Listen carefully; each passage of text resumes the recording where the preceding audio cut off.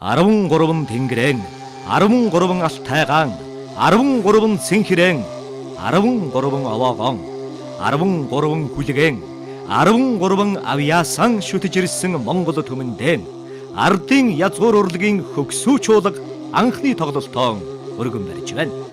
Тоглолтонд ЮНЕСКОгийн дэлхийн соёлын үнэт төвд Монгол улсаас бүртгэгдсэн ардын язгуурын бүх төрлөө тоглогдов.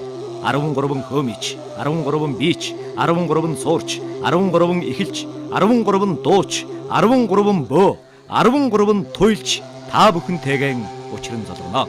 Тоглолт 11-р сарын 14, 15-ны өдрүүдэд 19 цагаас Монгол бүхний өргөнд болно. Хамтран зохион байгуулагч Женко тур бюро, Апу компани, Галдан бошигт сан, Сэргэн мандат групп, Отгор шанах компани, Бомбын орон төв.